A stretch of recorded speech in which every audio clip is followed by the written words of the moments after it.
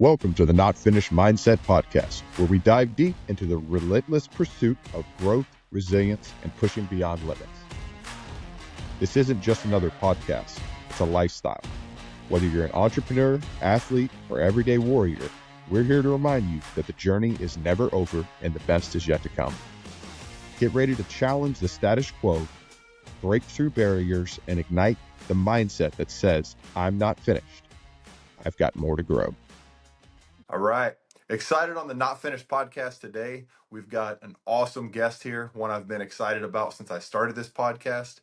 This guest was a part of why this podcast started in the first place, a part of the growth that I had during that time. So super excited to have Kris Thomas, a husband, father, Air Force Pararescueman, entrepreneur, and owner of Guardian Grit, just to name a few things. Kris, thanks so much for coming on.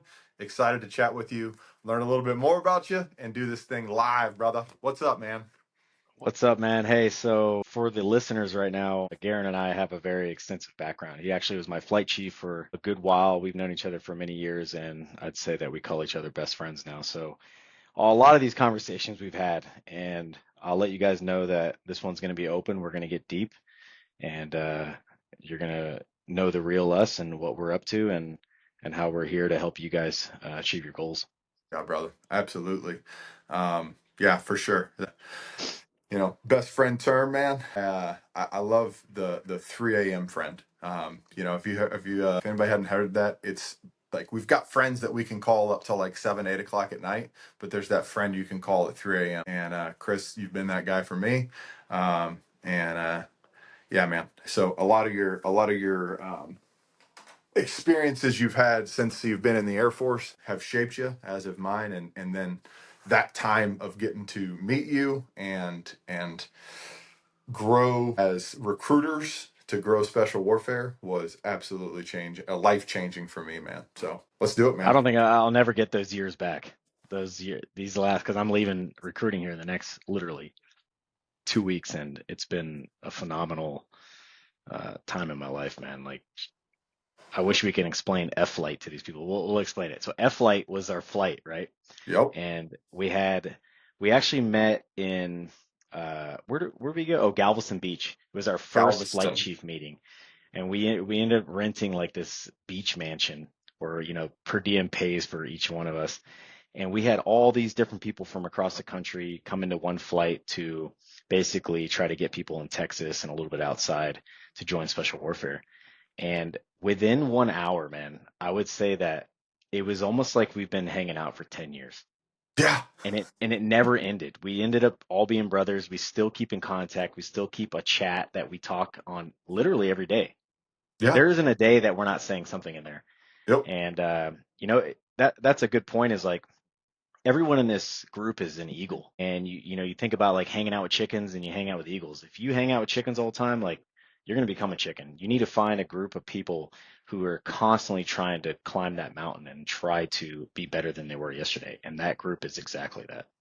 It really was, man. It really was, and it is. That was 19 years in the Air Force. That was my favorite TDY. And it wasn't, like a lot of people are in the military. They're like, oh, I went to this city and we partied hard. Like, we just hung out. It was just a bunch of dudes hanging out, and we had a blast. Like, we grilled meat and got to know each We, other. Yeah, it was like the perfect TDY too, because that was right after like all the COVID lockdown. It was the first time we could yeah, be like adults again. Um, but yeah, that definitely shaped F Flight and everything we did from there on out. that TDY was awesome, and it's so funny, like the personalities. I'm pretty sure we found someone on the beach sunning their butthole, which was kind of funny. Yeah, But yeah, yeah, those things happen. there was that. Yeah, it's supposed to be good. It's supposed to be like a connection that happens with that. I haven't tried it. I haven't tried it, but I heard it's like we won't get into that. But yeah, All that right. happened.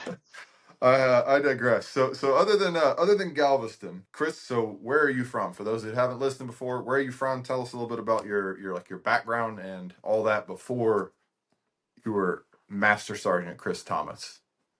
So crazy, you guys. If I were to make a list of who I was before I joined and who I am now, and you didn't have a picture of me, you wouldn't recognize people. You would say that they're 100% completely different people. So I grew up, my dad was military. He was Air Force avionics for like 20 something years. My mom's Filipina, came from the Philippines. I got married in the Philippines. Pretty much every white guy comes home with a Filipino. And and so like we lived in apartments our whole lives, and we finally got actually it was Hurricane Andrew back in 94, 95 blew our house away. So we moved to Melbourne. And then, my and I'll be honest, like my parents didn't have the greatest relationship. They were always kind of like, you know, ready to divorce at any time. And I think they stayed together just so, the kids, that was one thing they said, that they wanted to have the parents in their life for the kids. And anyway, so, my dad was really tough. He was really structured. He was very hard on academics. My sister was like super smart, 4.0 student, read a book literally since she could read all the way until today, read a book every week. And so I felt like I was kind of always like in the shadows of my sister in a sense, because my dad was valedictorian. My sister was up in the top 10% of the class. And I was always kind of that, like, I wouldn't say I was second to anything. I just felt like that. And it's crazy how, like, when you start to feel something about yourself, like, you start to believe that. And so I started hanging out with the wrong crew. And it's crazy about hanging out with the wrong crew is that you feel like, this is the only group you have. Like, that's the only love that you can get from anyone. And Yep. so I started kind of rebelling, and I was 16 when I moved out, basically like moved out and kicked out. And then I was on my own, sleeping in my car sometimes, couch to couch, just living that life for a good while. And I kept digging and digging a hole. And it's almost like I had my own specialized shovel on my back, and I just kept digging, and it was right there. It was easy access to just keep digging. And that was a big struggle for me, like, and to put it in perspective, you know, if you look at the group of friends that I hung out with, you got guys like my buddy Justin, who is addicted to heroin right now. It's really sad to see. His best friend, which was like my second little brother, because Justin was kind of like our little brother of the group, he died of a drug overdose. My buddy Mauricio that he hung out with, his little brother died of a drug overdose. Eric, my best friend for, 13 years at the time, he died of a drug overdose when I was in free fall school. And then my other friends had moved out, and they just didn't do what they wanted to do. And so it seemed like I was the only one who made it out. But I think I was the only one who just listened to myself. And I think everyone can relate. Like, you guys, you have these moments where you want to go back to what's comfortable because that's all you know, but Yeah. that's truly not who you are. So, Yep. Yeah. 100%, man. Um, there's that. There's so much comfort in the comfort zone at the time, right? What feels good, but you and I both know long term does not produce results. There's no growth in the comfort zone, and that backsliding, right? That backsliding and that whole. I love the analogy of the shovel, right? The longer you stay in that comfort zone and you're not picking something that's going to challenge you physically, spiritually, emotionally, all that stuff, like the longer you stay in that comfort zone, the longer and the deeper you sink and the harder it can be to come out of that. But I think what I've seen is those that have spent time in there with that shovel and then done something extraordinary or something hard, like it sticks. It sticks, and it sticks not just for a moment, it sticks for a lifetime. yeah, yeah, yeah, for sure. And it's crazy because that darkness and that suffering, it really puts in perspective when you get something good. It's almost like when you suffer and you struggle for so long, you know what that's like, and you don't want to go back to that. And Yeah. I felt like that for a long time. And, I had a mentor, he was a PJ. He taught me about this shelf that people put on their shoulders. And he would say that, like, throughout your life, you put all these stressors on your back. And if you never purge those problems, those just weigh on you. And then that board starts to just kind of like bend and bend. And then one day you kind of break. And that's when things get really bad. You get into deep depression. People hurt themselves or ultimately kill themselves. And, I just encourage people to just take those little things step by step and just say, hey, how can I fix this? I think a lot of people, what Guardian get grit, I do a lot of mentor sessions. And throughout the last, like, since I've been a PJ, I've probably mentored over 1,000 people. And what I'm realizing is that it's almost like, and I think I was telling you this the other day, that there was like an actor and he was getting a interview on a movie, and she was like, you know, what did she say? She said something like, what's the biggest lie you've ever been told? And he looked at her and he was like, well, it's not that easy. That it's not that easy. She was like, well, what's not that easy? And he goes, that was the biggest lie I've ever been told, is that it's not that easy. And so it's crazy because if you break down things and you really just don't overanalyze it, you can really fix things pretty simple. And Yeah. it might just be an emotional change. Like it might be that it could be the whole thing where you're just watching too much pornography, things like that. And it sounds crazy, but like Yeah. that will put you in a hole of like your vibration goes down to like literally guilt and shame, and that just eats you up. Yeah. And this podcast, guys, this Garen and I are big believers in God, and we're not going to shy away from that. Like when you have more darkness in your life, you don't let a lot of light shine through. And Right. in the Bible, it says that God cannot mix with darkness. He is only light.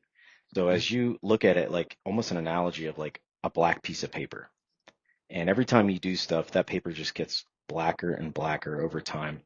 Society's taught you things that you think are normal, but they're not. And as you break away from those bad things, you start poking holes in that paper.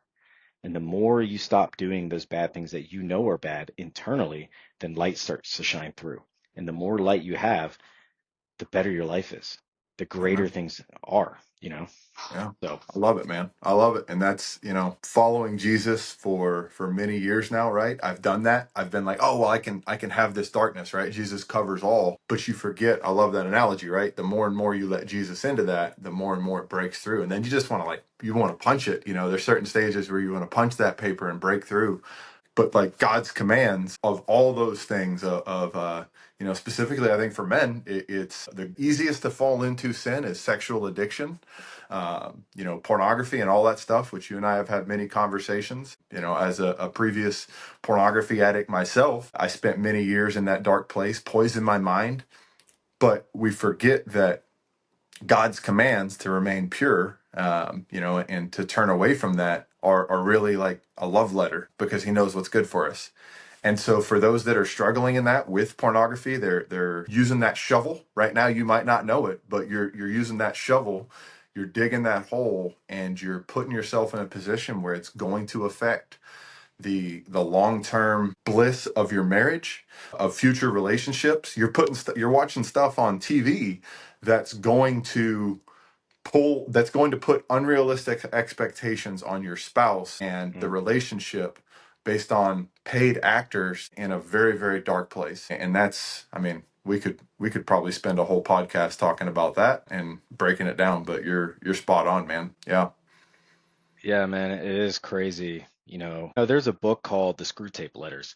So if you guys get a chance, look that up. It's really, really old, and it's crazy how like this knowledge has been here for many, many years, and there's so many timeless books, like Think and Grow Rich by Napoleon Hill. This is True. another timeless book. It's called The Screw Tape Letters. It's about this demon who is basically bringing up and teaching this younger demon. And he talks about a section in the book saying that their goal as demons is to create noise. And back then it was like newspapers and, just stupid stuff. And it's crazy because that noise, he doesn't mean like audible noise. He means noise as in like our phones and social media and like the opinions of others that have been influenced by social media and their culture and experiences and stuff like that. And it's insane to me because the whole point of it is that the more noise you have, that's negative noise, it never gives you the time to be silent with your maker. Mm, And that's really the problem. It's like you could pray before bed, you can spend time alone and meditate, but you don't because you're addicted to this noise. And it's so prevalent today. And we can talk about this too. Like social media has gone up to a whole nother level. It's called an echo chamber. An echo chamber is something like everything, all your friends, your culture, experiences, your social media, the people you work with, you know, everything you're hearing is all you're hearing. So if you're in a group or culture that is being negative all the time and they are bashing other people and talking behind their backs and all this stuff, that's all you know, and you start to become that person Yeah. and you shut yourself off. It's called the echo chamber. And they did that with politics. They did that with Facebook when they were like, in Facebook, they were creating echo chambers of people. Like if you were ever scrolling and you were watching a video of, let's say, a Democratic Party, and I'm not trying to talk about, I'm, and bipartisan on this issue here, but they were doing it on both sides. So if you looked at something that was Democrat, your Facebook would start to turn blue, and you would start to see ads, and you started, and then it would be like bashing the other side, and the same with the Republicans doing it to the Democrats. So then that's what created that feud. And it's not just politics; it's every single issue across the world, Right. and we have to stay open. We have to stay true to our hearts. And yeah, so Yeah. Now that algorithm is meant to draw you in and get that dopamine hit, right? Whatever's going to keep you in there and keep you engaged so they can put more ads in front of you, generate more revenue, all that stuff. The more screen time that you have on an app, the more money and the more revenue generated. For some of y'all, whatever you're watching this on, you're going to see ads pop up during it. Good on you to view something and intentionally find something that is hopefully going to change your mindset for the better, because it's not really meant to, the whole platform that this is on is not meant for your betterment. It's meant to keep you engaged. So you've got to be intentional on that. And that's where there's that old, you ever heard that old hymn? I love Alan Jackson's got a version, but it's In the Garden. It talks about, no. I come to the garden alone while the dew is still on the roses, and the voice I hear falling on my ears. It's talking about first thing in the morning, grabbing the word of God and spending time in it before the world has a chance to poison your mind. And that was written, I mean, a long time ago. I remember my grandpa playing it before all this. And Yeah, it's almost like you win the morning, like everyone says, like, win the morning, you win the day, and win your day, you win the week, kind of thing. And yeah, that's a great point. And that's a kind of a path that I'm trying to go down, is like no matter what I do, I need to do it for others. And that's kind of like my background as a PJ, and then with this new company, and even with Valor Med, like the whole goal is to give back to society, give back to whoever. So when I leave this earth, I know that I did something for humanity. yeah, And like that wakes me up in the morning, that keeps me motivated. You know, People talk a lot right now about being a millionaire and all this financial freedom. And it's like you got people out there who have tens of millions of dollars, but they own like a line or like a chain of strip clubs. Like I don't care. 20 million, 30 million in my bank account, if that's what I'm doing, take it. I don't want to do that. yeah. And so, um, but yeah, I mean, What exploitation, that lifestyle. Like you and I both have, beautiful little girls that we're raising. And I know there's no little girl who is raised by a loving father who shows her what, real love looks like with their wife and with them. And there's no little girl that chooses that lifestyle. So ultimately it's a predatory thing for those. That's a hot button issue. But that's, that heart, right? That heart to help others and do things is kind of is kind of what sparked a change in your life initially. So coming out of who you were prior to joining the military, what sparked the change into joining the Air Force, specifically pararescue? What was it that sparked that change and made you look at something different? yeah, so people have heard this story before, and I'll tell it again. I was going nowhere. I was smoking pot, I was getting in fights. I was, I really had no path, and there was a lot of dark times, and I didn't know what I wanted to do. And and so my dad, being tough, he always wanted me to join the military, and my mom wanted me to join the military as well. And I remember like I was 21 years old at the time, and I was literally like I didn't even have a car at the time. People used to say that I was driving a Lexus or like Chevrolegs, you know what I mean? And so yeah, or like a Lamborghini. I think people say that too. And yeah, man, I was like I was rock bottom, I guess you would say.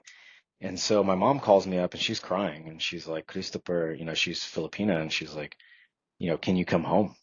and I just want to sit down with you. I think you should join the military.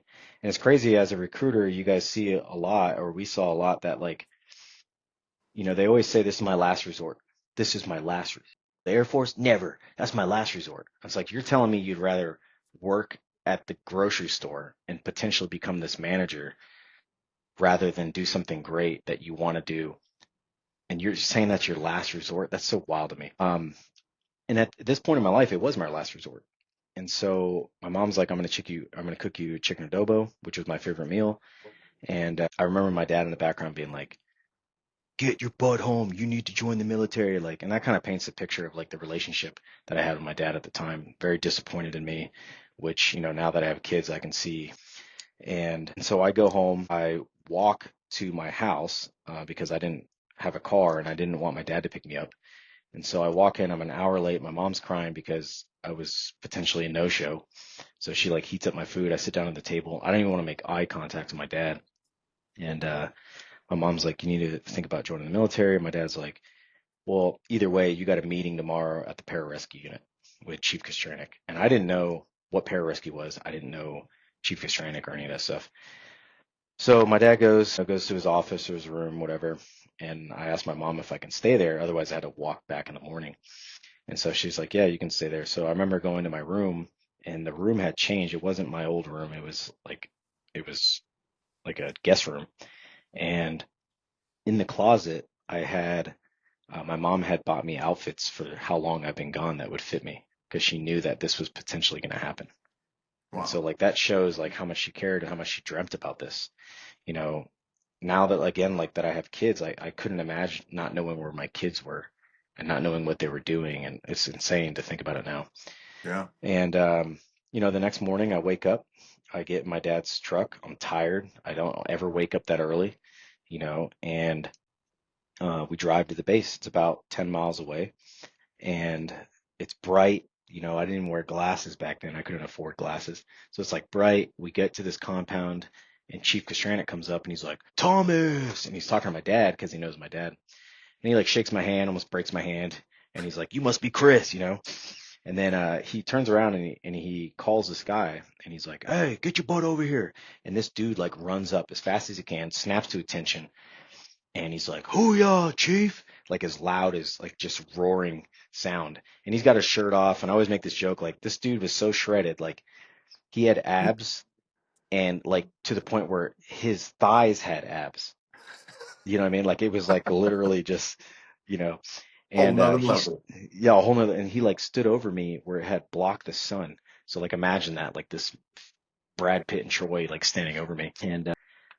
And Chief's like, "Hey, say what's up to Kris. He says he might want to be a PJ."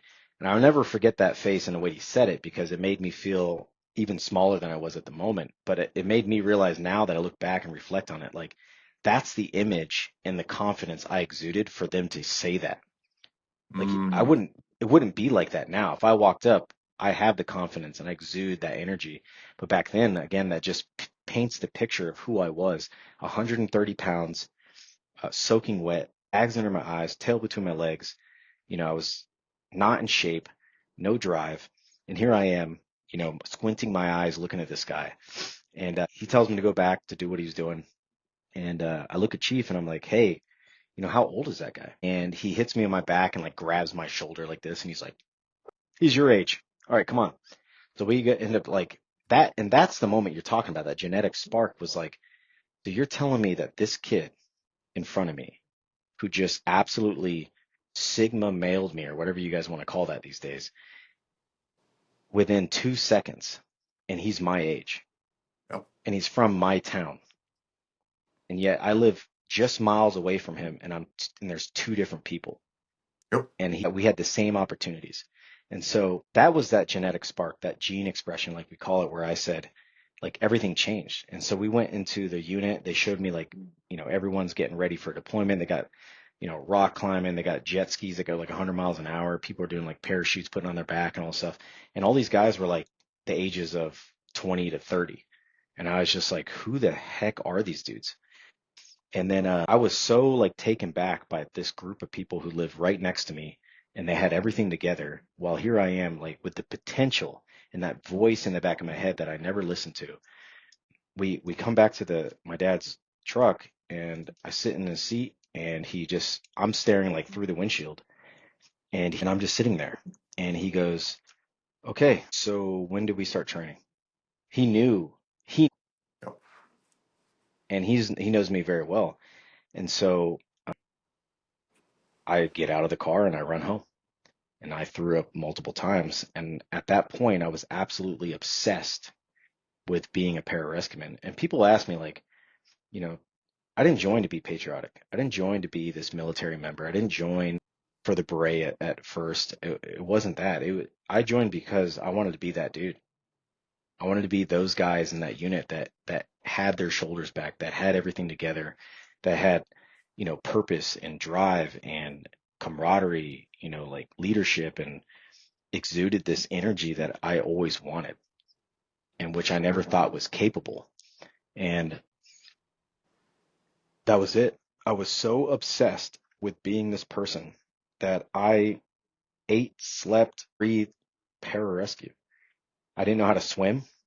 And I see a lot of people like taking months to swim. And I think the only answer I can give it is that they're not obsessed. I went on YouTube before it was even big, and I saw videos of Michael Phelps just swimming over and over. And so I would read. I'm like, okay, I would go online on the internet, and I would just, 56K modem, and I would just read it. And it was like, okay, you need to do zipper effect. You need to glide your hands. You're pulling. What I remember from reading it was like, I want you to try to pull a medicine ball past the Mhm. half of your body here and push it past your hips. And then I want you to do the same thing, zipper effect, kicking your feet, keeping your head down, chin almost down to your chest, so you're looking at the black line, which levels you out. Just keeping your legs straight. Okay. And then I broke it down. Like, how do I do that? And I would visualize in my bed. I would visualize over and over. And then the next day I would be better. Within 6 weeks, I can swim under a 730 500. And so when I hear people like say this, I'm like, there's no excuse. And I was running and I was trying to eat right and do all these things. And about 6, 7 weeks later, I left for BMT. Dang. And, these little bricks that we That's talk about. that's impressive to go from, that you've heard the like couch to 5K in 60 days Yeah. or whatever, but go from couch to pararescue training in 6 weeks. You know what I mean? Well, That's the level of dedication that is, everybody has the ability, but it's whether or not they have that level of dedication. yeah, and it's great that you say that, because as I mentor, like, I think so many people are fixated on the physical aspect. And as an instructor, and we'll get into that, as an instructor, I've seen thousands of students, guys who had 8 packs, guys who were just like athletic beasts, and they quit day 2 because they have these different views in their head of like, I got a backup plan. My girlfriend broke up with me. Oh, I'm not used to being not the number one guy in my group. Like, there's all these excuses. And so physically, sure, you want to be prepared, 100%, especially in the water. You need to be 100% prepared in the water, but it's your why. Why do you want to do this? And every day I came back to that why. And it doesn't matter what your why is, guys. Like, if your why is like, my why was, I had to prove to my dad that I wanted to do something. I had to prove to my dad, plus I wanted to be that guy. Those two together got me up in the morning at 4:30 in the morning when I didn't want to be there. And I just kept pushing because I could not go back to that current state. I wanted to be that guy, and I wasn't willing to go to another job that wasn't going to guarantee that I was going to be that guy. So I knew Yeah. this was the only route. And so, yeah, guys, like, obviously I had a foundation. I played basketball, played soccer, different things like that. I still kind of kept there, but you'd be surprised what obsession does and what it can do to you. Um, because I'm proof of that. And so, was the pipeline a struggle? Absolutely. Guys, I graduated with a 1.6 or 1.4 GPA. I got honors in my bachelor's, and I have a 4.0 in my master's. Yeah. So it was not the fact that I'm not smart. It's the fact that I didn't apply myself. I didn't believe in myself. My dad, you know, my friends, people at school, they thought I was either going to go to jail or die. And I was known as this pothead kid who made bad grades. I was stupid. I started to believe that. And then that became me. And so me trying for school was like, nah, I'm done. There's no way I'm going to do that. And now I realize my potential was so much more, all because of internalized belief. And you have to go through suffering and pain to realize that you are much more than you are. Yeah. So, Yeah. I think that's why one of the many reasons you and I get along so well is because we had that kind of failure mentality, and then the success coming later, and figuring out basically that success and doing hard things and being good at those things produces a lot better results internally, right? And drive, and it feels good to win. You don't realize you're competitive until there's a competition, right? And then it's you yeah. drive and you want to be the best. Same thing. I got two high school diplomas for very different reasons, because I was not successful. One's like a homeschool diploma that really didn't count, and then another was my go to alternative school, transfer my homeschool credits, and I took a one art class, and I got a high school diploma there that the Air Force accepted, and then I joined. But same thing, got cum laude or whatever honors from my bachelor's, but I barely graduated high school. So yeah, there's many of those reasons that you and I have in common. But so going into that, man, phenomenal reasons for joining. In hindsight, not the same as a lot of people, right? Or at least some that would admit out loud, right? Seeing somebody and saying, I want to be that person. But you saw all those traits essentially, right? There was the outward physical appearance, but that confidence that you have now that you wanted. So what was that like transition like? And I want to be kind of broad in asking this. Like, you and I have both been instructors before. So being an instructor, your job is talking constantly. And so sometimes I forget what I say, right? Like, when you get in that passionate place, you throw out stuff, and you have no idea the impact of your words. But those words, I'm sure there's some. So going through this pipeline, what were like those experiences you had in the pararescue pipeline? Maybe a person you remember, or like a mantra that they said, or just a statement that had like a profound impact that helped guide you through and shaped you for the future. Um, that's a pretty broad question. There's a lot of things and a lot of people that I would kind of follow. Like I was always big on like I look for people that set the example, and I would try to mimic them in a sense. And Yeah. sometimes that was, obviously I was myself, but I I saw people that were successful, and I was like, okay, what are they doing? There was a guy, him and his brother, the McNeely brothers. They were in the pipeline. They had graduated before us. They were both from Colorado. They were brothers, one older, one younger, and they were absolute studs, like 100% studs. And their older brother was like the team lead. Everyone looked up to him, and he just exuded this like energy. He never went out with us. He always worked out. He was always in better shape. He was smarter. He's actually a priest now in Canada. Um, Ended up leaving pararescue to go be a priest and follow his dreams. But those were the kind of guys I always looked at. And so maybe it wasn't so much like something someone said, but I think actions are more important than anything. Like we can go by quotes and things like that motivate us, but to see someone dedicated and have the discipline over so many years, like, and see their success and do what they want to do, like that shows more than anything. And yeah, I mean, the pipeline was tough, man. I failed a lot of stuff. Um, I mean, it was tough, but through the toughness, I learned a lot about myself. And you're saying, are you asking like as an instructor or No, as a student going through, right? Or was there any relationships, right? Anybody you met in the pipeline that shaped you essentially? That was something they yeah, said, or just like you said, the McNeely brothers. Like those are people that you start to model your life after. yeah. So here's one thing is in the pipeline, we had a group called the Horsemen. We were from Patrick Air Force Base. We went through the pipeline together. It was Stack, Klein, Harris, and me, and we all graduated together. And then we went back to our unit and did all our upgrade training together. We Wow, still have a chat that we talk to called the Horsemen, and it's been going for over 15 years.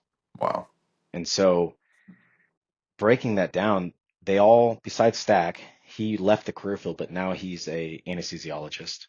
Harris is a Bitcoin millionaire, and he is he's a bodyguard for a very famous billionaire. I won't say his name. And then Klein ended up being a walk-on for the Gators, literally walked onto the Gators football team, and now he's an MMA fighter. And I'm the only one left enlisted that's still a PJ.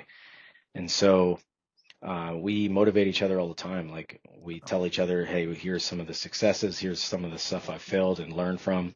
And you get to the point where like when everyone in your group is successful, um, there's no judgment. It's like everyone's successful in their own realm. And so when you throw out lessons learned, like everyone learns from them.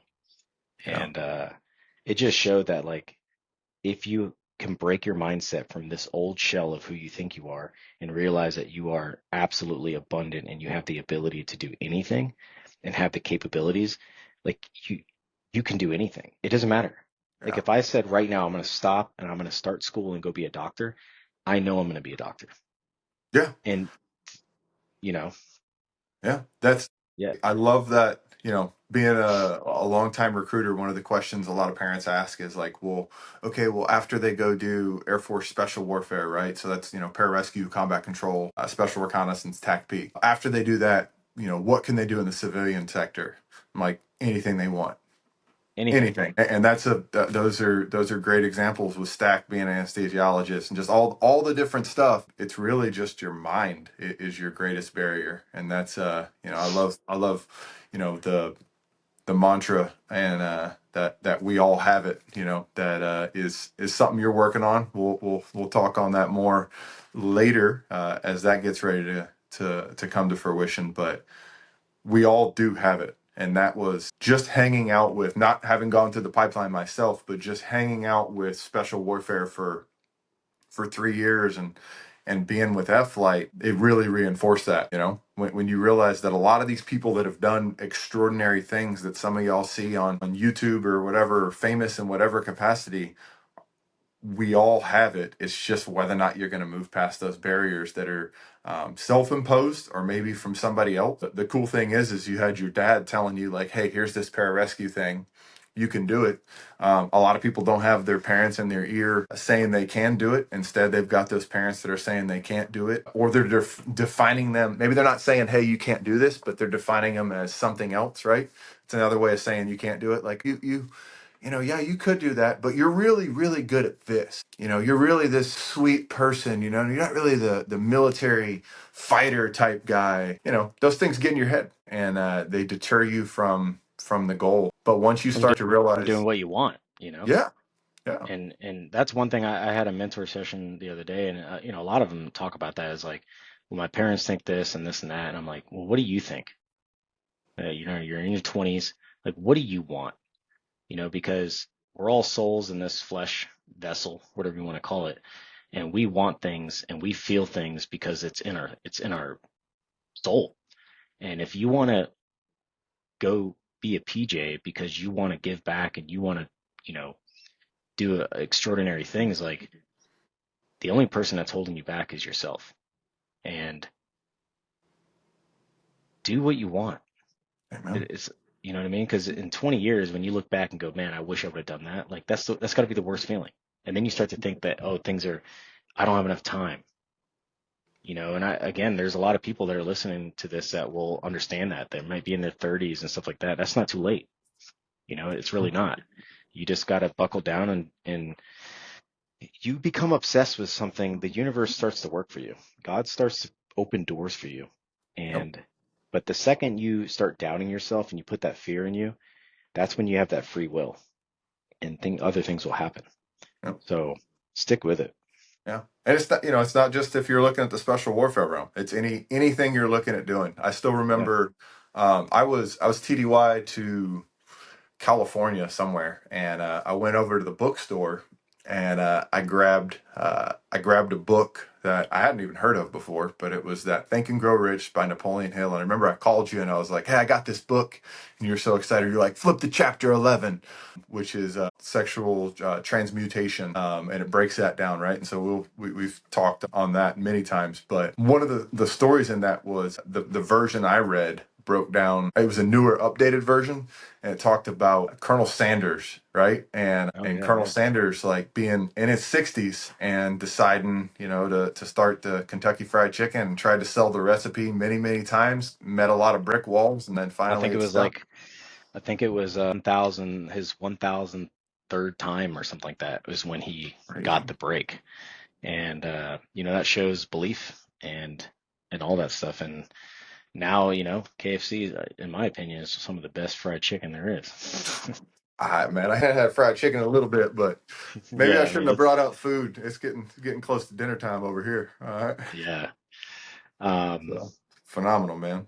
So you went through the pipeline, made it through, um, and then a lot of the special tactics focuses on that growth in the pipeline, but really the mission of pararescue is so that others may live. And so those missions, I've heard about many of them, but many people out there might not know what is a pararescue mission entail. What is the purpose of it? So what I did want to ask is out of those rescue missions that you've done, what's been some of the most impactful ones that you've experienced and been a part of? um, there's a few of them, and the first one I'll talk about is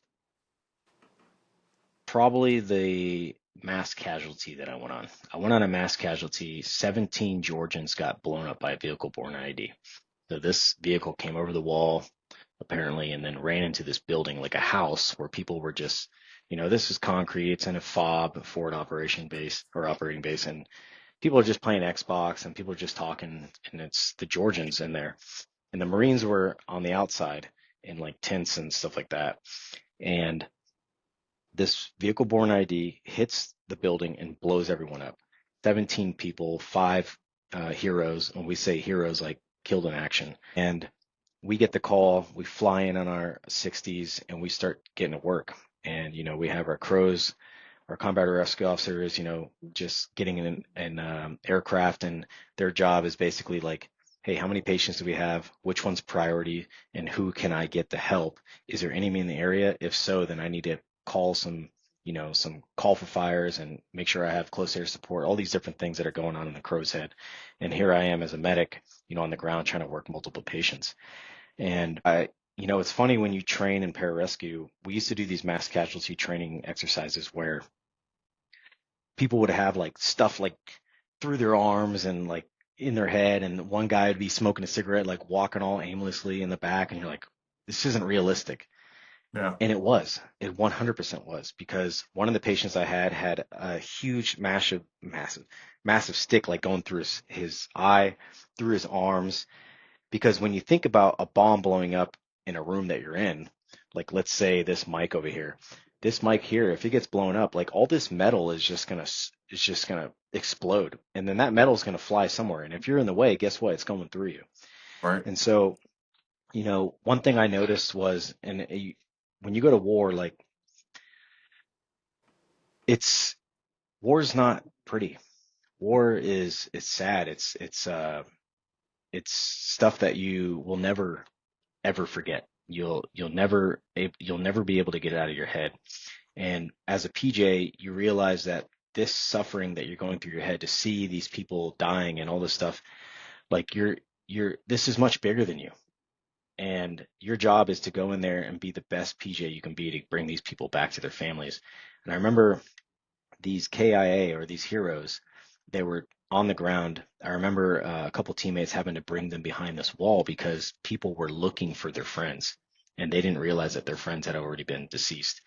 And so I remember working on patients, like some of the injuries I've never seen before. So at that point, as PJ, there's no medical direction. I'm not calling a doctor saying, "Hey, what do I do in this situation?" Like, you are trained enough to where you make your decisions on the ground in the moment. And so I'm working on these patients, and I'm like, how would I treat this wound? I've never done this. And you just start to like talk to your teammates, and we come together and we just make the decision that this is the best option for this injury. And I'll never forget, I had a young PJ, I won't say his name on here, but it was his first deployment. This one was actually my second deployment, and he was a staff sergeant, and he was super smart. Like, he would sit in the helo cross-legged and be like just super calm with like doing his IVs and his drugs. It was crazy. I really appreciated his calmness because I'm a little bit more sporadic and like a little bit more eccentric. I'm like, like this little Mighty Mouse, and that's how I work. But he's very calm, and so it was like a good duo. But we after we had treated the patients and we had shipped them out, we then put the heroes on the helo. And so when you are in an area like that, there was a lot of bomb threats, there was a lot of things like that. And so one of our jobs was to check the person in the helo and make sure they don't have any weapons on them, any bullets, check identification. Like these are things that we did in the helo. And I remember unzipping the body bag, and it's like this 19-year-old Georgian, and his head's crushed in, and it's like it's like this lifeless person that had so much potential. And I remember my other PJ being young as well. He was probably 21. And I try to picture this as in like, imagine like you're flying back to the hospital and you hear this helo, but it's almost like in my memory, everything went silent. And I remember not even looking at the hero, I was looking at him, and he was staring at the hero, and he was in this 1,000-mile stare because we had just been working for like 6, 7 hours straight working on patients. And I'll never forget his face. And it was like, this is real. Like this is what's happening in the world, is that people and evil are killing people. Amen. And all we want for our countries is to defend our homeland security, for homeland security, and deter the enemy, to make sure that the people at home are safe and they can live the life they want. And that's what a soldier does. He's willing to lay his life on the line for the comfort of everyone else in the country. And I'll never forget his face. And I remember like zipping up the bag, and he was just silent for the rest of the 45 minutes until we got back. And we never talked about that. I just kind of knew that was his moment to think about what he was getting into and what I was still into. And we realized at that point, like our actions saved a lot of lives that day. And that's the best we can do. That's really what it comes down to, is like those people that died, that's God's will. But the ones that we could save, we trained for a very long time to be as good as we were. And that's the thing about being a PJ, is that we can save you in anywhere, anytime, by any platform, and we're very good at it. Yeah. And we take a lot of pride and a lot of training to get good at that. So when we say that we're the best, we're the best. And so if you're downrange and you need help, either civilian or military, overseas, and you get a call that a PJ is coming, you're going to be saved. You're going to be all right. And we're going to get you. And we'll go do some crazy things to make sure that it happens. Yeah. So that's the greatest thing about being a PJ, guys, is it's an amazing job, and it is tough to get, guys. It's tough, but I always say this: if I did it, you can do it. That's what it comes down to. So I love that, right? The amazing things you've done, you still remember where you came from. You're spot on, right? War is not pretty. It's not what's portrayed in the movies. There's not there's not like the really flashy scene and all that stuff, right? Like when the dust settles, it's hard, and those things stay with you, right? And I can see it in your eyes. The things you're describing, you still see. They're still there. They're burned upon your mind, and they will be. But I thank you for being able to talk about them. Because some of those things stay with that mission, and some people aren't able to talk about what they saw, and that eats them up a little bit. So for those out there listening, that I encourage you to find somebody you can talk to about the things that you've seen and what you've been through, because I've seen a lot of growth, and as you've shared these things in our relationship, right, just being able to let them out and see the benefit. Because then the other side too, that mission years down the road, sharing in it with other people that are willing to listen, you find out a lot. So that mission, later on, and we'll talk more about the recruiting side and things we did, but did you get the chance to reconnect with somebody who was actually on the ground that day? Yeah, I'll Just tell you, it's crazy. crazy because, like I said before, the Marines were behind us. They had these cots in their tents, and I won't say his name because he just put his spray on. Um, but he was behind the building. He took a scoop of pre-workout like 5 minutes before it happened, and he gets up out of his cot and he starts walking to the gym, and boom, that's when it happened. And he has a picture of his cot and it's completely like blown up and shredded. So like that would have been him taking a nap on the cot, but he took pre-workout and he had that feeling. It's crazy because when I was working on the patients, my team was in the CCP, combat casualty collection. Um, he was next to us working on the patient because we had help from the Marines. Right. And so he was working on his patients. He saw these PJs working. And so over the next few years, that's what he wanted to do. He's like, I want to be these guys. And so here I am as a recruiter. I'm out here in San Antonio and I'm doing an IFT with our commander at the time. And this guy walks up to me. He's in phenomenal shape. He's older.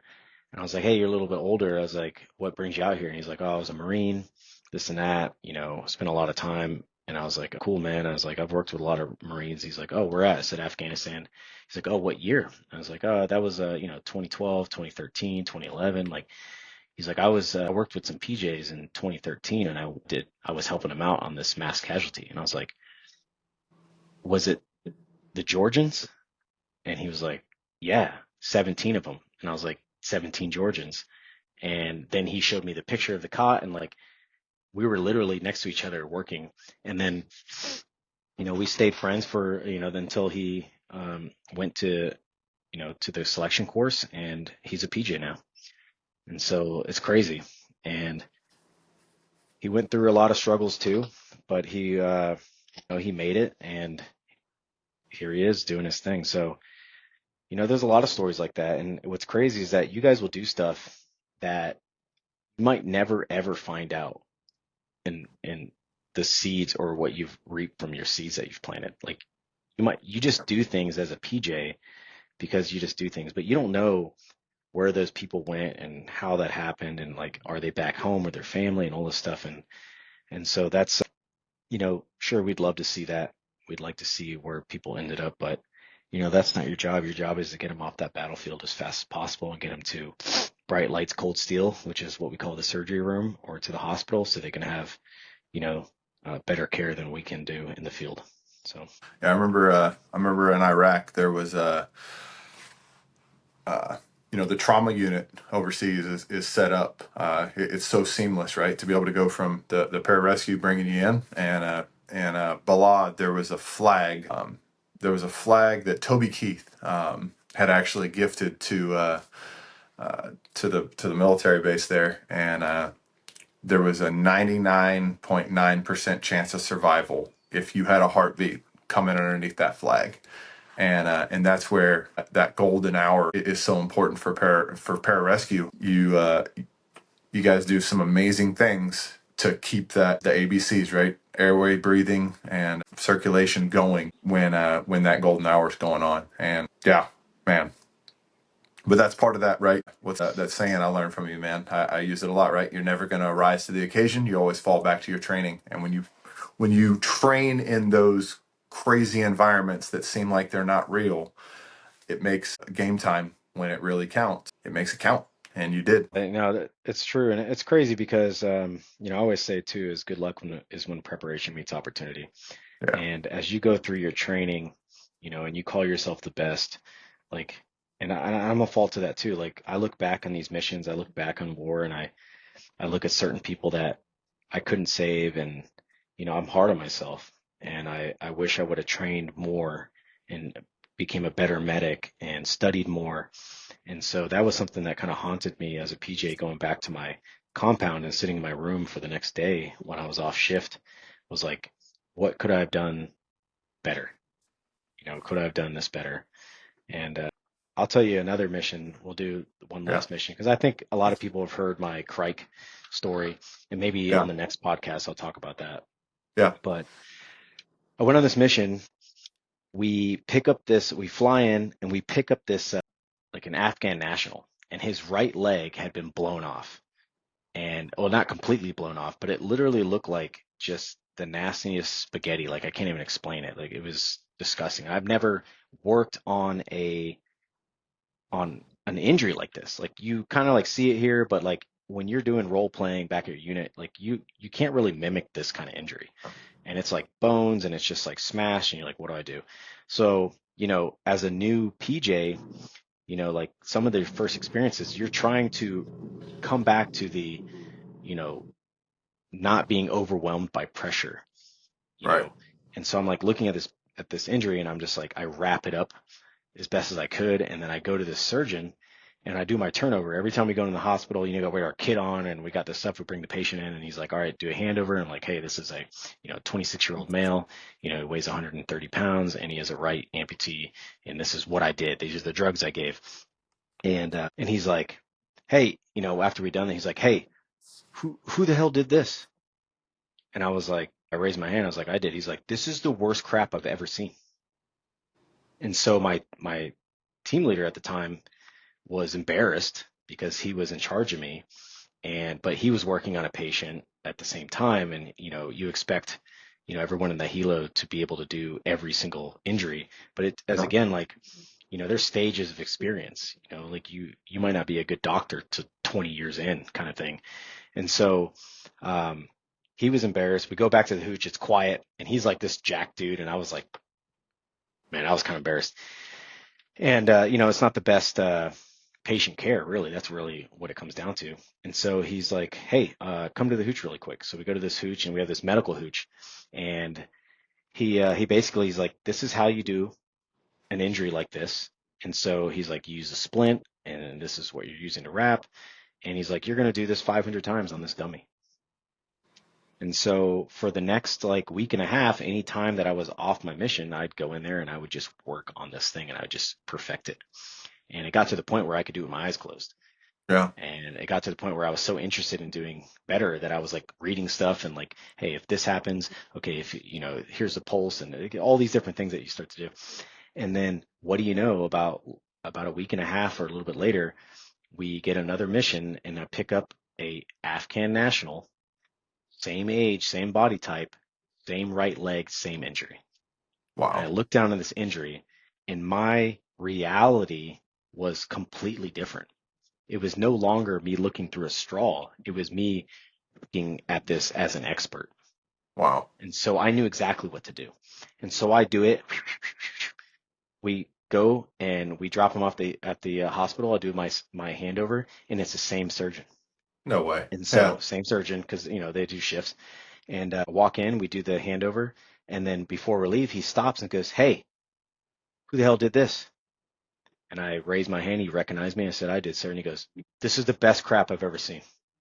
And so that was like a life-changing kind of 2 weeks in a sense, because it almost gave me like a reverse button. You ever like do Yeah. something, you're like, man, I wish I could just reverse it 5 minutes. I'd know that answer. That's exactly what happened. It was the Man. same surgeon, same thing, and it was just a completely opposite reality. But it came from the preparation meeting the opportunity. And so at Yep. that point, I didn't need luck. I looked at that injury as in I am an expert at this. First, the first time I was like, I don't know what I'm doing. Yeah. But I mean, Crazy. like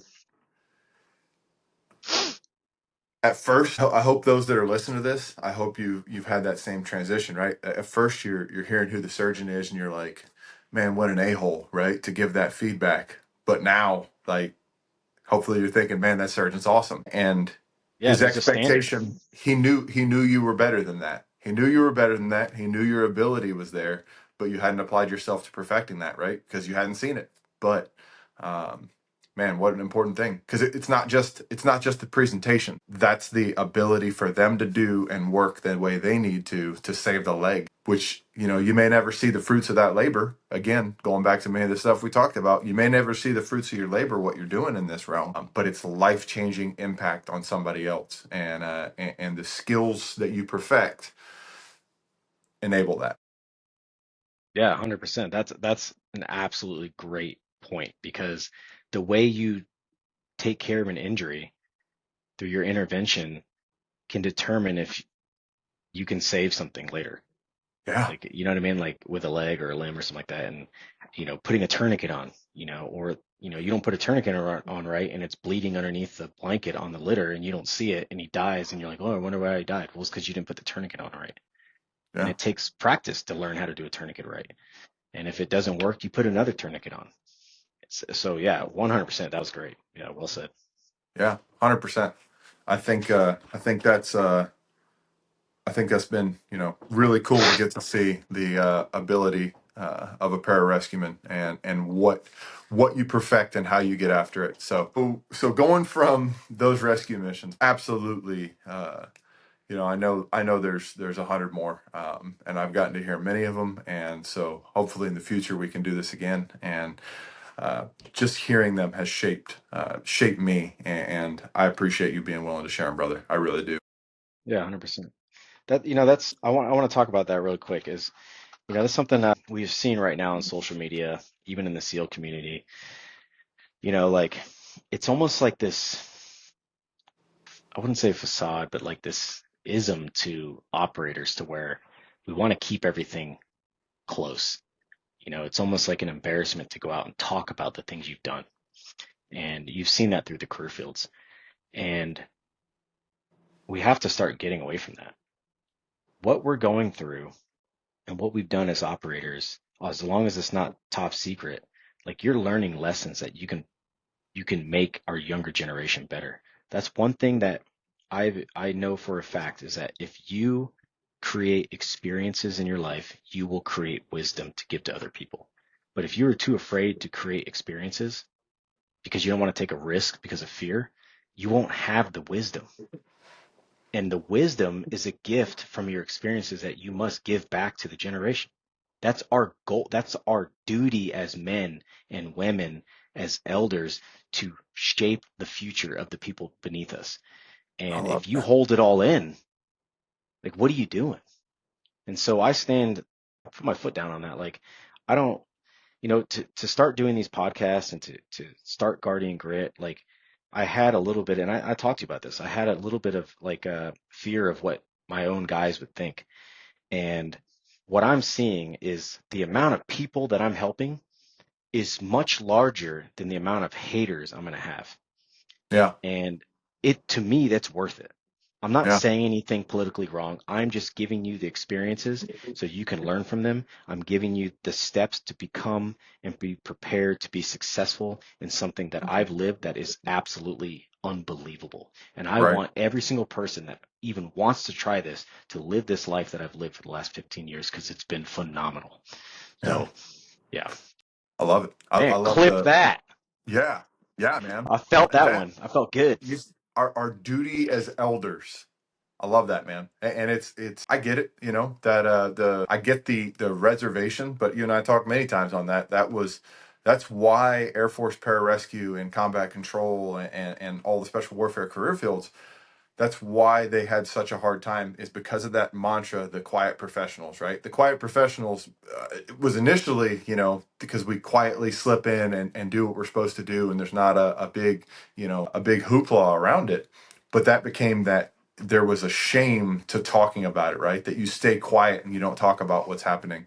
Um, but there are amazing stories out there that have taken place since the beginning of it. One of them the other day, Scott Guerin. When Yeah. when you look at like the mind of a pararescueman and just how strong they are, that tough to kill. Scott Guerin embodies that. Dude had a controller go through his chute, and his chute got tangled up and never got it untangled, and he hit the ground. And I think 99.99% of people on this planet would die. But Scott Guerin is alive and well.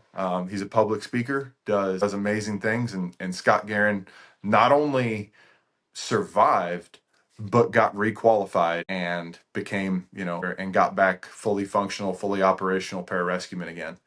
Yeah, And if you guys get a chance, look him up, and it's an amazing story about overcoming, you know, a dark spot, man, that he broke a lot of bones in his body. He came back, he fought back. People said that he wasn't going to walk again, and that's just the power of the mind and not giving up on yourself. Um, yeah, yeah, I know exactly what you're talking about. And if you guys get a chance to look them up for sure. Man, man. So going into that next season, not a ton of time on this part of it, but now that you've been a pararescueman, you've done some missions, you got the chance to go be an NDOC instructor and working down at the initial selection course. What was that like, and what were kind of the big takeaways you had during that period? It's so funny because when I went through Indoc, I thought it was just a bunch of cowboys. Like there was no rules, just crushing people left and right. And I mean, it's still kind of like that, but it's a structured chaos, if that makes sense. You Yeah, know, we're very, very professional.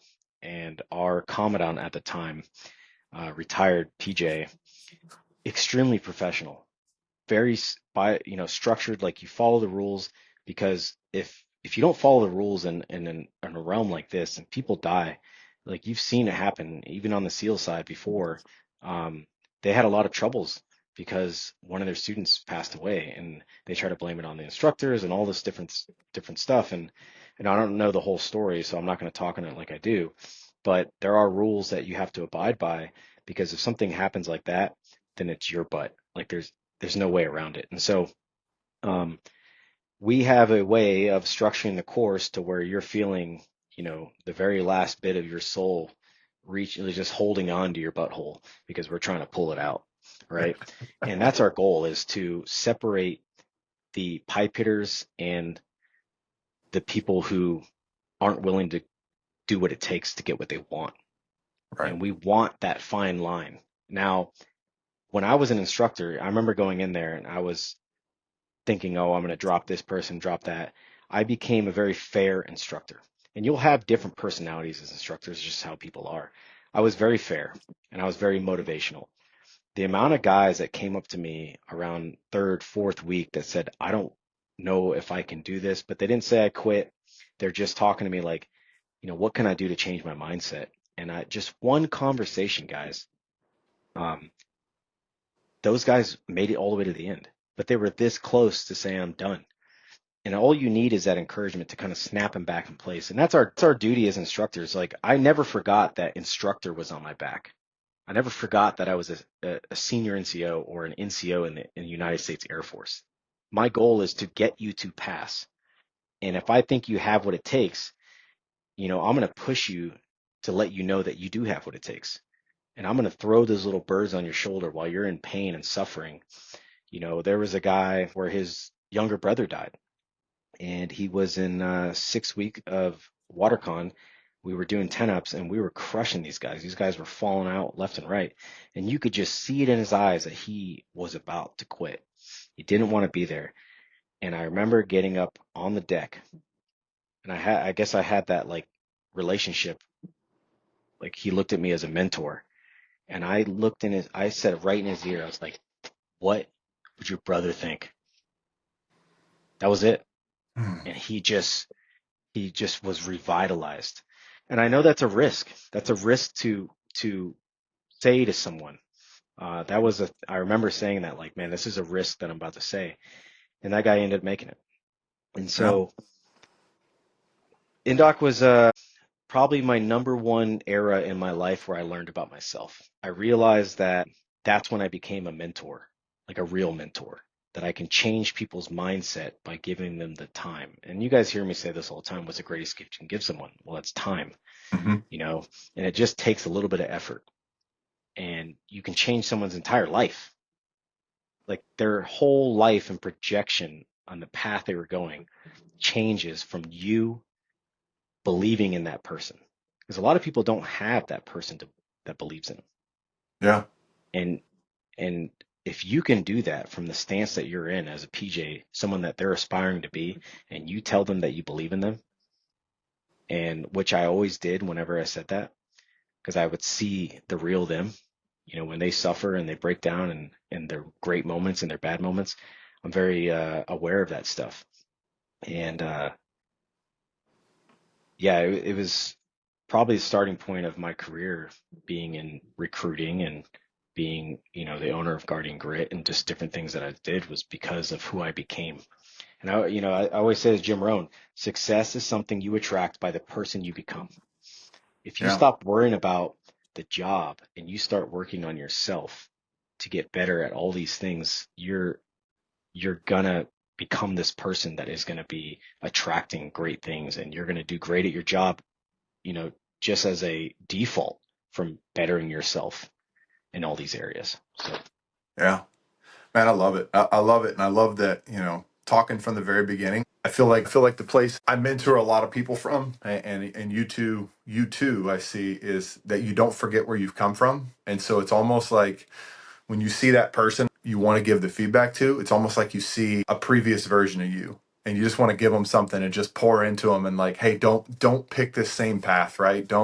Um, don't quit is what you're telling them, right? Don't quit right now because your brother's gonna see it. But that's really who we're talking to, right? We're talking to a previous version of ourselves and trying to lift them up. And I gotta not every bit of it though. We got to remember as mentors that not every bit of it's going to stick, and somebody else's failing or falling short is not a reflection of us, because I'm sure a lot of people gave us those feedback, or gave us that feedback in some way, shape, or form, and we didn't listen at the time, but it just took the right person and repetition for it to finally stick. But I love that you as an instructor wanted to see the right people win, because I think that can be one of the detriments of an instructor's role is there's a pressure and desire to want to have that washout rate, right? There's that, like, want to be a part of making it hard, so that way there can be the, this percent washout rate and all that, and this number of people quit. I was the opposite. I was always striving to get the biggest class in history to graduate. That's That was cool. my goal. Yeah. Um, but yeah, I loved every bit of it. Oh, it was a great time in my life. And from that motivation is how I started being a PJ, because Senior Guerin, the other Guerin, G1, I guess, before you came, he heard me speak. And then he asked me, do you want to be the first pararescue recruiter? And so that's kind of how it started. And I said yes. And then I ended up being the first PJ ever to go through recruiting school. And Yep. so that's that path that started, which was a whole another blossom of, me as a person. And, it's been a lot of fun. Yeah. And that was so that's when our paths crossed. I was an instructor, supervisor at the schoolhouse for recruiting school, and I remember you called and you were like, "Hey, I got a class date coming up," and I didn't have you on the books just yet, but you knew you were coming. So we met, and I was like, "Hey, oh yeah, I'm going to end up being your flight chief." And yeah, I still remember you were in recruiting school, and me and Beeves, and me and Beeves came down. Beeves was already a recruiter; he had crossed over TAC P, and we met at where's it? Panda Express. We met at Panda Express and we Yes. talked And about he it. was in And his neck brace. yeah, no, Remember, he yeah, was eating with he was like eating. So if just tell the story, like just weeks prior to that, he got in a motorcycle accident with one of his other flight mates and flew into this woods, down this mountain. And my office partner now, Hetrick, was like, I don't feel right. Where are they at? And went out to search for them. And when they were about to give up on the search to go, call him and this and that, he saw a shoe. And Hetrick yep, went down there and ended up saving their lives. Um, it's crazy, but yeah, I remember him showing up to Panda Express with like chopstick, and he's like this with his neck brace. But he was such a good sport about it. If you guys, I mean, Beeves is just like we call him the cat because he's already ran out of 9 lives. That guy's yeah, been blown up. He's been blown up. Helicopter crashes, like all this stuff is attack P, and he's just happy go lucky. He's retired now. He's just living this dream, and yeah. man, that should be a podcast. You need to get on a podcast with him. I need Beeves on here for You sure. definitely Yeah. need to. People would love his podcast. Yeah, I always joke with him. I'm like, hey, yeah, there's two IED blasts, helicopter crash, that motorcycle crash that he was wrecked after that.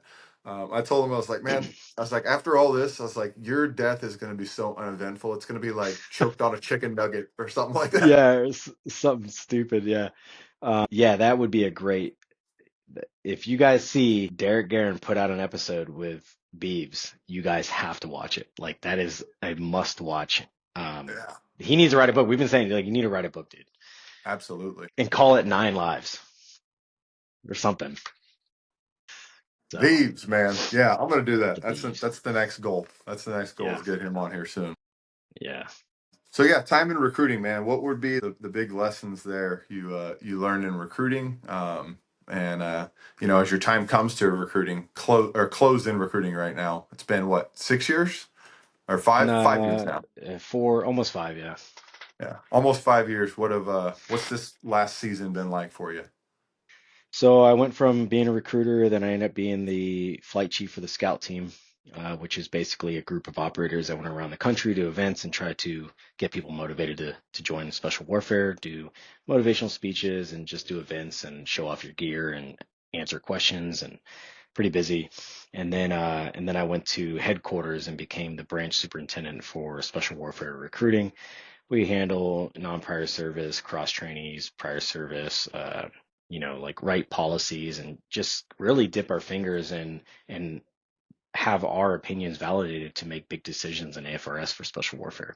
So it's pretty cool. But what I've learned in AFRS is what a great opportunity to level up. And Yeah, that's really the big thing is like you step into recruiting. A lot of people are DSD'd or DSD'd to the layman group here that doesn't know is like basically you are forced to leave your career field to go to AFRS. And a lot of people get real butthurt that they're going to go recruit and then people complain about like their area and it's hard and all this stuff. But it's like some people are wasting 4 years of their life being bitter about stuff. And if you take that and go, okay, what can I gain out of recruiting? Well, one, we're going to seminars that are like people would pay thousands of dollars to go learn about sales. So you're right. learning about sales, you're learning about communication, you're learning about, you know, how to speak to people and create relationships, how to fail in a different realm. You're not, if you were a mechanic, you're not failing because you messed up like, you know, doing with your tools or whatever you're fixing. Whereas a PJ, you're not messing up on a patient, you're messing up on how to even just talk to someone. And you think you have it under wraps. And then you're like, man, I really don't. And so the greatest thing about recruiting, what I thought was cannot think of a better job in the world that has more purpose than a recruiter because you are the person that get can change someone's life from going to this is my last resort to here I am in Afghanistan treating a patient. That was me. And so, um, I mean, it's such a great purpose, and you can learn so much. Yeah. And I love the people. The thing about recruiting guys is there's people from everywhere. You got vehicle ops, you got a guy who was a medic, you got a PJ over here, you got special reconnaissance, you got a TAC P, you got someone who did orders. It doesn't matter, and we all come What did together. Burdett say? Burdett used to say he's a combat Oh, he was a plumbing. yeah, he was a plumber. He Combat was plumbing.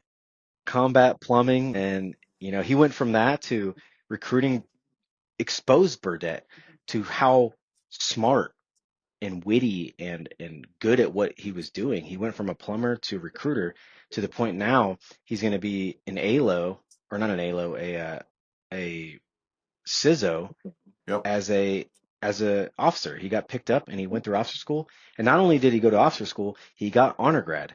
Oh, of And course. so like Yeah. recruiting shaped him into that person. He took advantage of recruiting. He was very good at it. And he didn't let anything like get in his way of being better every day in this realm that he was in. Yep. And I think people forget that. Like you got to live in the moment. When they say you live in the past, you're in depression, and you live in the future, you have anxiety.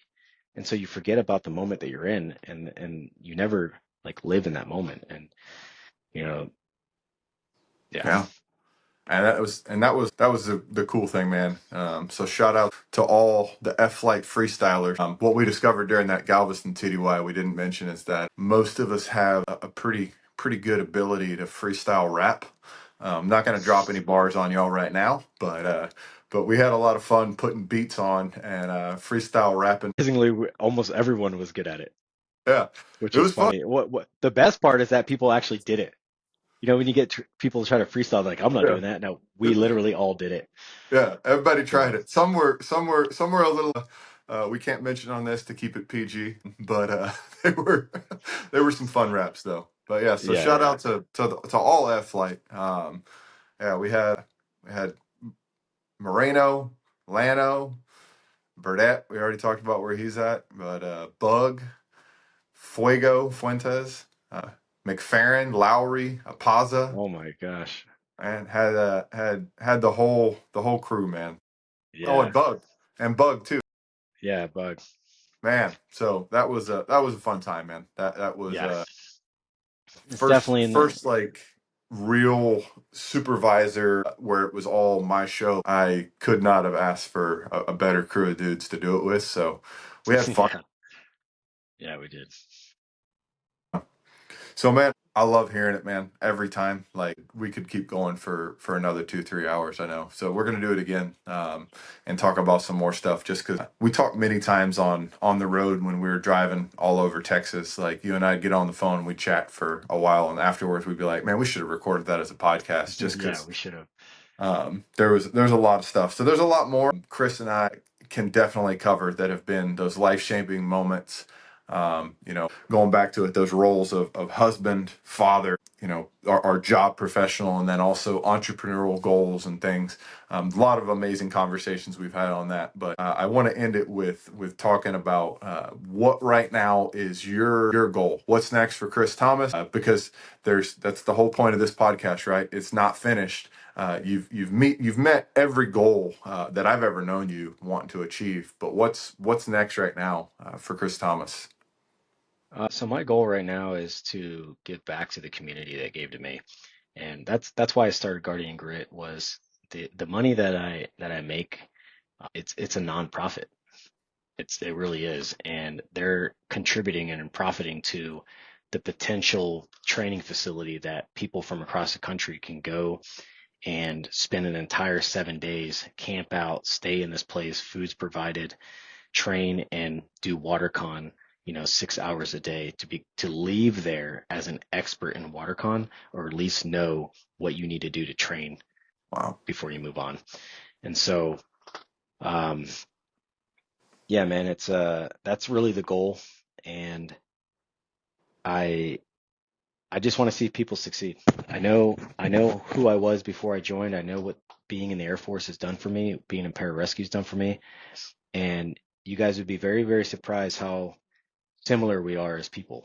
Even just listening to this podcast, most likely we're all on the same golden thread. We're just in different times in our life, and we're on this timeline. And and also, you guys would be very, very surprised at how close you are to success, rather than farther away from success. And if I were to leave anything, I think that's probably what you're going to ask. Yeah. If Final I were to word. That's leave what I was about to get final into. words, Yeah. like, You is know? I want you guys to understand that everything that you're going through right now, hardships are all necessary. They are absolutely necessary for you to go through so you can become the person that you want to be, or you need to be, and who God needs you to be. And when you have this desire in your heart, it's not a coincidence. When you have this desire, I want to be a PJ, you didn't choose any other job. You didn't choose that you wanted to go work at HEB or Winn-Dixie or Publix, or you want to, whatever it may be. You keep coming back to this. Like, why is that? There's no coincidence. That's God's desire that he's giving you in your heart, because he knows that you're capable of doing something great like that. And so if you can have faith that you know that God put that desire in your heart, then you can understand that he's not going to give you anything you can't handle. And so you can walk forward with faith, knowing that every obstacle, that he wants you to climb over them and not around them. And he wants you to go through that stuff, because that's building the character and the attributes for you to become the person he needs you to be for the world. Because as a PJ, as you start to get older, you realize that this is no longer about you. It's about everyone else that you're affecting. It's about your family, so then they can build generations and greater Americans. It's Amen. insane. So that's what I'm going to leave with you guys. It's been fantastic hour and a half with you, man. I'm super happy that you decided to do this. Um, and I mean, I appreciate it, man, very much. No, I appreciate you, brother. Every time I chat with you, I wind up fired up, and I'm excited because I know somebody out there is going to hear this and it's going to get them fired up on maybe it's the goal to go be an Air Force pararescueman or another, job within special warfare, or maybe it's just that get rid of their own barrier that's keeping them from getting after what they wanted to do, the give a dang what so and so thinks or whatever it may be, and really attack something that's going to be hard to do, especially if it's something that's going to mean a lot to somebody else. Your career, everything you've done has meant a lot to every person you interacted with, right? From the people you went through the pipeline with, to the people you saved and those families, the people that got to go home, even if it was just to be with family. What you've done has meant something. And now the people you interact with, right? Like that is the next generation. Like you said, man, you're bringing up that next generation. Guardian Grit's doing amazing things. Kris Thomas is doing amazing things. And for those that are listening to this is the real deal. This is really how we talk. This is really who we are. And I encourage you to surround yourself with people like Kris, and just find those people who are going to push you, drive you, and inspire you. So, man, I cannot say thank you enough. Like you said, time is the greatest gift, and so this time devoting to the Not Finished Mindset podcast, man, I thank you for it, brother. I thank you for it because people are going to wind up better as a result. So, thanks, brother. Yeah, man. Love you very much, and we'll talk to you soon. Love you too, dude. Talk to you soon. All right. See you, dude.